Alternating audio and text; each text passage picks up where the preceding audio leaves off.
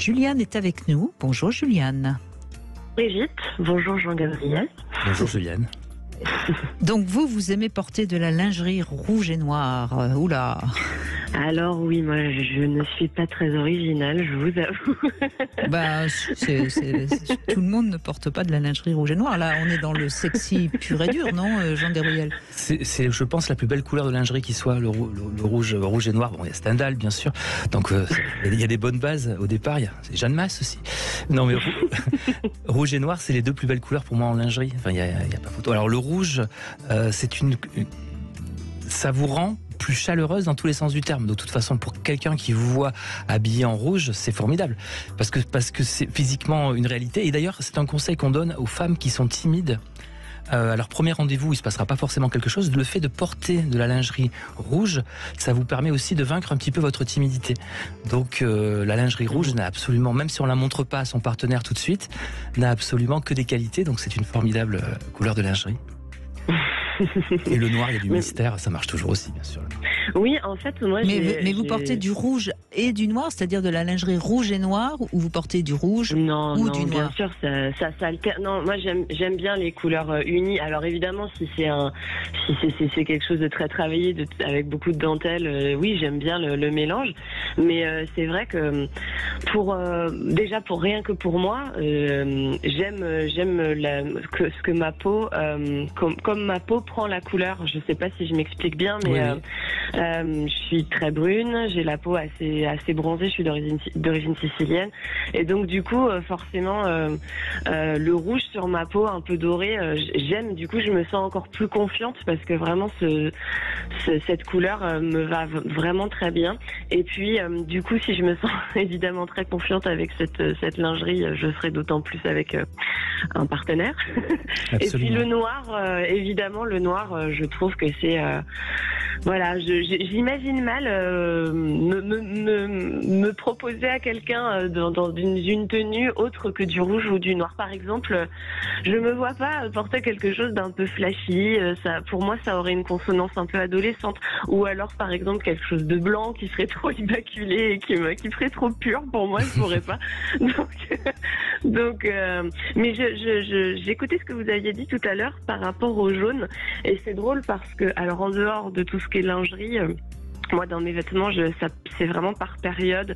J'aime bien le bleu, parfois j'aime bien le vert, j'aime bien. Voilà, c'est vraiment par période. Et en ce moment, effectivement, j'adore ce jaune un peu ocre, un peu rouillé, un peu. Je trouve que c'est magnifique, même le camel. Je suis beaucoup sur cette période-là. Je sais pas, j'aime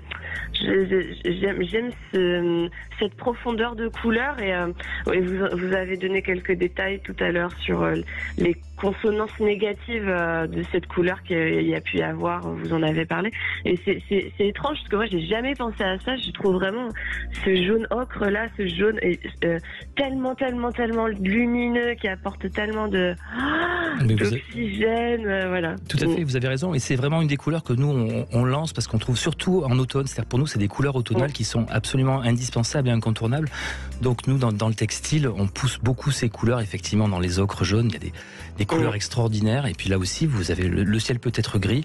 Si vous êtes habillé comme ça, c'est vous le soleil. Voilà, tout ça. Oui, c'est une manière aussi de se sentir bien, j'imagine. Vous avez l'air de pas trop savoir pourquoi, mais ça vous met en joie de porter cette couleur. En tout cas, on l'entend dans ce que vous dites. Oui, tout à fait. Et puis, vous savez, pendant longtemps, je portais pas beaucoup de couleurs. J'étais beaucoup en noir, du bleu marine très foncé, alors que je suis quelqu'un de très très coloré en réalité. Et en fait, à partir du moment où j'ai commencé à porter sur moi ce que je suis à l'intérieur, ça a vraiment changé. Et maintenant, je me vois pas ne pas porter de couleur, c'est pas possible. Il faut toujours que j'ai de la couleur. Alors en termes j'entendais ce que vous disiez sur le maquillage tout à l'heure. Je vous avoue que là encore, je ne suis pas très originale. Pour moi, le rouge aux lèvres, c'est juste le basique, mais qui la touche moi, finale obligatoire. Mais oui. J'arrive pas à passer à du pourpre. Et d'ailleurs, c'est rigolo parce que pendant la période où on était tous obligés de porter du masque, les masques, il paraît que la vente de rouge à lèvres n'a pas baissé. Ah bon? Et ça m'avait surprise parce que je m'étais dit, mais c'est quand même incroyable. C'est-à-dire que les femmes, malgré le masque, en dessous, mettent quand même du rouge à lèvres. Ah, c'est intéressant. Oui, ça m'avait amusé. Mais ce qui est intéressant dans votre témoignage, Juliane, on voit que maintenant que vous êtes plus en paix avec vous-même et que vous assumez votre personnalité qui est assez flamboyante, on va le dire, eh ben vous acceptez de porter de la couleur. Et donc, j'ai lu dans votre livre, Jean-Gabriel Cos, que c'est le gris, la couleur la plus passe-muraille. Oui, en fait... Oh bah désolé Flore chérie, vous êtes rentrée, vous êtes habillée en gris. En fait, le gris, c'est la couleur qui dit foutez-moi la paix. Je veux être la plus discrète possible. Et quand on regarde en neurosciences, quand vous regardez un aplat de couleurs, quelle que soit la couleur, elle active des zones différentes. Quand vous regardez du gris, ça active quasiment rien. Mais c'est vraiment la couleur qui ne procure aucune émotion, mais parfois on a envie de procurer aucune émotion. Mais pourquoi? Parce qu'on parle des cheveux gris, enfin je sais pas, j'essaye de trouver une... Je sais pas. Déjà les cheveux gris, il faut savoir que ça n'existe pas. Il n'y a que des cheveux blancs ou noirs. C'est-à-dire que moi qui ai les cheveux d'apparence grise, en fait j'ai pas un seul cheveu gris, j'ai que des cheveux blancs et quelques petits cheveux qui sont encore restés bruns, qui fait que l'ensemble paraît poivre et sel, plutôt sel que poivre d'ailleurs maintenant, mais voilà, le cheveu gris n'existe pas, c'est une parenthèse. Donc voilà, le gris c'est la couleur pour passer inaperçu, et des fois on n'a pas forcément quand on travaille on n'a pas forcément envie qu'on remarque forcément nos vêtements. En vacances on met beaucoup moins de gris d'ailleurs, parce qu'en vacances on est beaucoup plus libéré, on s'assume plus, mais voilà, quand on veut être discret on met du gris, quand on veut être un peu moins discret comme notre auditrice, on met de la lingerie rouge. Et d'ailleurs, je crois qu'en Italie, il y a une tradition, je crois, pour Noël ou pour le Nouvel An, de mettre de la lingerie rouge, je crois. Il n'y a pas une histoire comme ça en Italie? Alors là, je ne sais pas. Ça doit couler dans mes veines peut-être, mais je ne sais pas. Ça doit être ça, Juliane. Vous avez été bercée par cette couleur qui vous a fait grandir et vous a fait devenir femme. Mais je suis très étonnée sur le pourpre dont vous parliez tout à l'heure, parce que pour moi, le violet ou le pourpre, ça a une consonance tellement, mortuaire, deuil. Je l'imagine pas du tout comme quelque chose d'apaisant. En fait, c'est vrai, vous avez tout à fait raison, c'est la couleur du deuil au Japon. C'est la couleur. Les rois de France aussi portaient ce violet mauve pourpre quand ils étaient en deuil. Donc c'était des couleurs réservées. Et encore aujourd'hui, au Japon par exemple, les vieilles personnes, les jeunes c'est plus un problème, mais les vieilles personnes ne s'habillent pas de cette couleur parce que c'est la couleur qu'ils réservaient à leur empereur.